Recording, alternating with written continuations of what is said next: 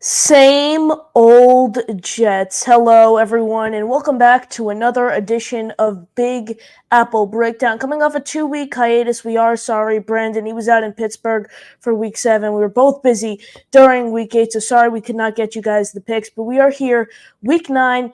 Just tomorrow, the Jets host the Houston Texans on Thursday Night Football, Halloween edition of TNF. It's going to be a really tough game for the Jets, who are in the middle of a 5-game losing streak. Brendan, what's going on?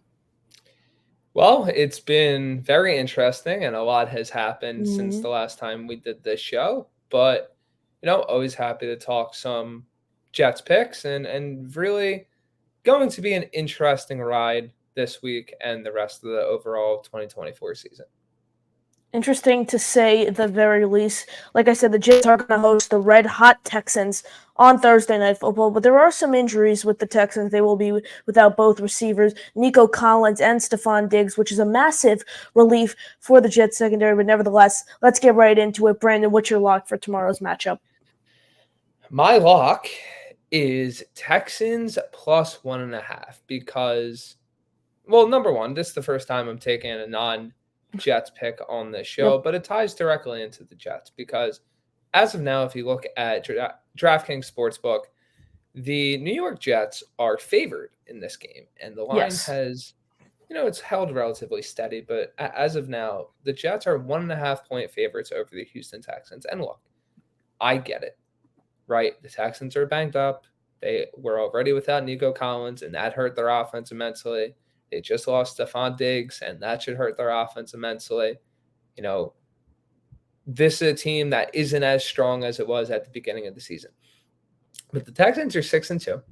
They still have C.J. Stroud. They still have Tank Dell. They have some young wide receivers, whether it be Xavier Hutchinson or John Mechie, that I'm a fan of. And they have a really damn good defense, namely a really damn good pass rush led by Will Anderson and Danielle Hunter. I just don't see the Jets coming out on top in this one outright, whether it's covering the spread or even winning this game. They have not showed as a team enough in recent weeks that they can finish football games. They have not shown in recent weeks that they can go from point A to point B, meaning quarter 1 to quarter 4. They have not played full games of complimentary football. And quite honestly, I can't pick the Jets to win this game without seeing the proof of concept. They have not won a game since beating the Patriots on Thursday Night Football. They lost to that same Patriots team last week, and a slightly even depleted Patriots team compared to the one they faced in week 3. This is a team that is scuttling. This is a team that is struggling. And just seeing that line, I think even in the wild possibility that the Jets do win this game, the Texans aren't losing by more than 3 points. It's going to be an extremely close game. It's going to be a battle if it is close. And if it isn't close, the Texans are going to win. I just think this is – nothing's ever free money. Nothing's ever a free bet. But I think compared to where these two teams are, unless the Jets completely turn it around and they finally make good on what they've been saying in the press conferences the past few weeks, I just don't see it happening. Yeah, absolutely. You do mention the Texans pass rush there. You mentioned Danielle Hunter and Will Anderson on the outside. They also have a very explosive interior of the line, composed of Tim Settle and Florenzo Fatukasi, former New York Jet. He's, traveling back home. He's traveling to New Jersey to face his former team. And yeah, I couldn't agree with you more. I said on my pregame show last week with my guy Matt O'Leary that I was picking the Jets to beat the Patriots, and I said, if they don't beat the Patriots, I am not picking them until they go on a tear. And I don't have the Jets winning this game, and it's, a really tough matchup for the Jets, even with these injuries, which is, really interesting because no one expected a 2-6 start out of this Jets team. Quite frankly, more people would have expected a 6-2 start than a 2-6 start. You mentioned the Patriots game.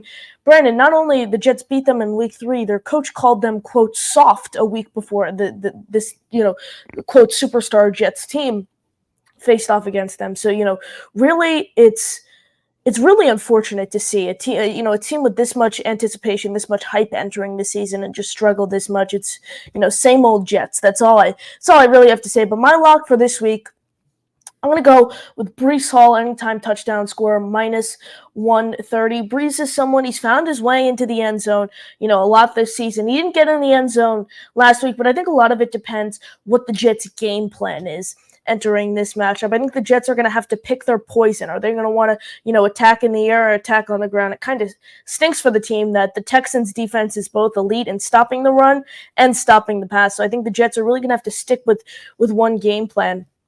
And that's why I really like Brees Hall, because he's been explosive on the ground and in the receiving game. Last week, he wasn't as explosive in the receiving game, only had one catch for 9 yards while, recording 80 yards on the ground. But week 7 against the Steelers, Brandon, you were at that game covering it with credentials. You saw Brees Hall was very explosive, catching the ball out of the backfield.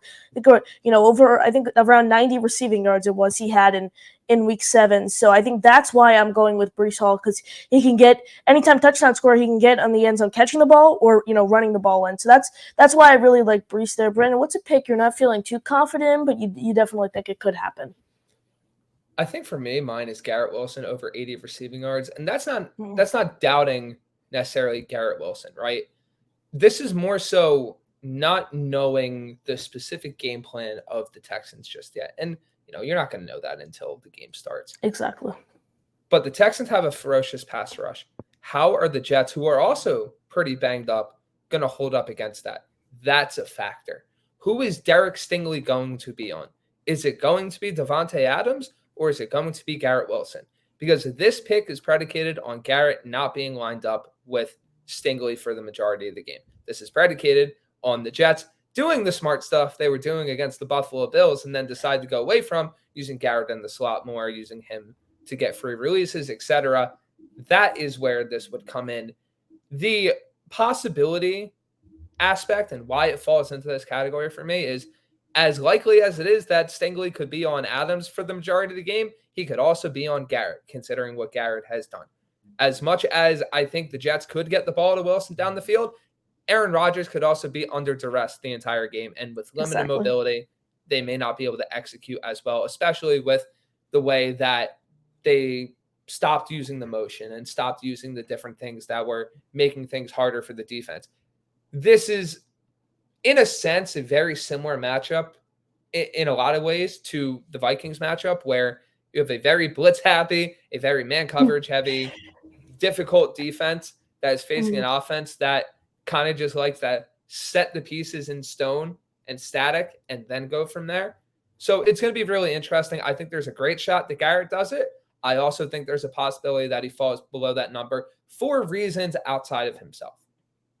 Absolutely. You look at Garrett Wilson's numbers, Brendan. He really, had a rough start to the season, but he's turned it around as of great week 7 performance against the Steelers, and then last week against the Pats, 5 catches, 113 yards against. So Christian Gonzalez was lining up against him a lot, and Gonzalez is someone who really kept Wilson at bay during the team's week 3 clash. But I'm also going to throw a Texans pick in there, and that pick for me is Joe Mixon for my could happen. Joe Mixon, 2+ touchdowns at plus 400.